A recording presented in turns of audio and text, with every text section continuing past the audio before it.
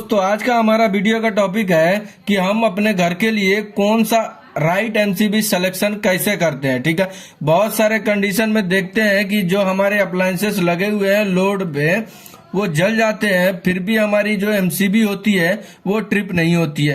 तो क्यों वो एमसीबी ट्रिप नहीं होती है? तो आज हम वही सारी चीजें इस वीडियो में डिस्कस करेंगे, स्टेप बाय स्टेप निकालते चलेंगे लोड कि हमारे घर का लोड कितना होता है और कितने लोड पे हम लोग कितने एम्पियर का एमसीबी सेलेक्ट करेंगे। ये सारी चीजें इस वीडियो में डिस्कस करने वाले हैं, तो वीडियो को बिना स्किप किए देखिएगा और वीडियो अच्छी लगे तो लाइक। तो सबसे पहले हम लोग देख लेते हैं कि जो हमारे घरों में कॉमनली कौन कौन से लोड हम लोग को घर में मिल जाते हैं। ठीक है, तो जैसे हम लोग एग्जांपल के लिए मान लेते हैं कि 4 लैंप है।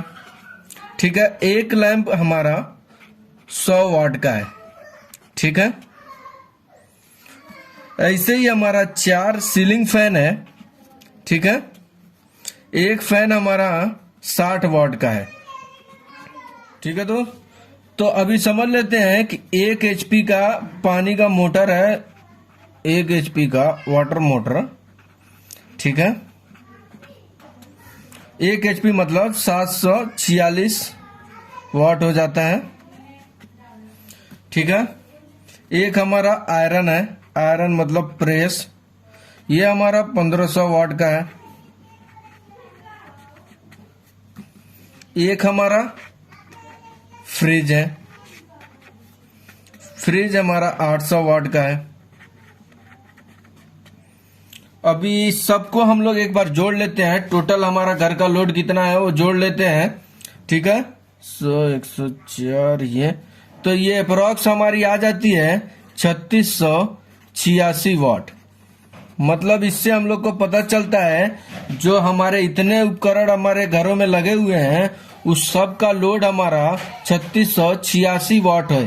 ठीक है, जनरली जो हमारे घरों में सप्लाई आती है वो हमारी होती है 220 वोल्ट की। ठीक है, तो अब हम लोग देख लेते हैं कि ये सारी चीजों के लिए हम लोग को कितने एम्पियर की एमसीबी लगानी पड़ती है। तो सबसे पहले एक चीज याद रखिए फ्रेंड्स, ये ट्रायंगल आप लोग याद कर लेंगे तो इस ट्रायंगल से आप लोग इलेक्ट्रिकल के बहुत सारे फॉर्मूले बाय हार्ट आप लोग को याद हो जाएंगे। तो ट्रायंगल क्या है? पी वी आई। ठीक है, इसी ट्रायंगल से हम लोग एसी एंड डीसी का कैलकुलेशन करते हैं। ठीक है, तो सबसे पहले हम लोग के जो घरों में सप्लाई आती है वो हमारी एसी होती है। ठीक है, तो जैसे हम लोग को पता ही है ये पी हमारा, पी मतलब होता है पावर, वो हमारा है 3686 वाट।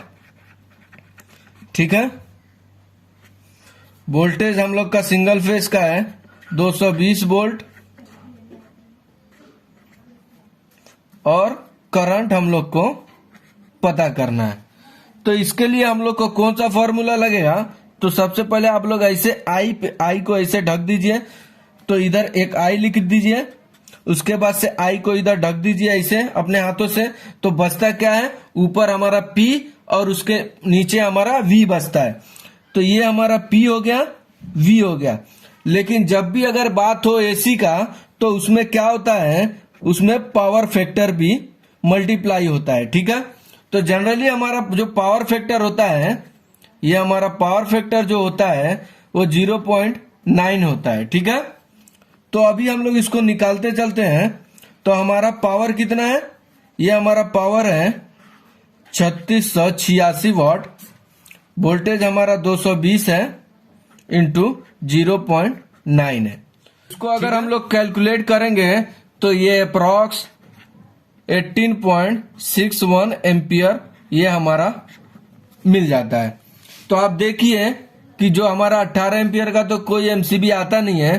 तो जो हमारे एमसीबी आते हैं कौन कौन से रेटिंग के आते हैं? एक हमारा 20 एम्पियर का आ जाता है, एक हमारा 25 एम्पियर का आ जाता है। ठीक है, तो आप 20 या 25 एम्पियर की एमसीबी अगर आप लगा देंगे तो ये हमारे लोड के लिए सफिशियंट हो जाएगा। इससे ऊपर की एमसीबी आप लोग लगाएंगे तो वो एमसीबी शॉर्ट सर्किट पे या फॉल्ट होगा तो वो हमारा ओवर करंट पे भी ट्रिप नहीं करेगा। ठीक है, तो आप जब भी अपना लोड कैलकुलेट करें, ठीक है, उस लोड को 220 से भाग दे दीजिए।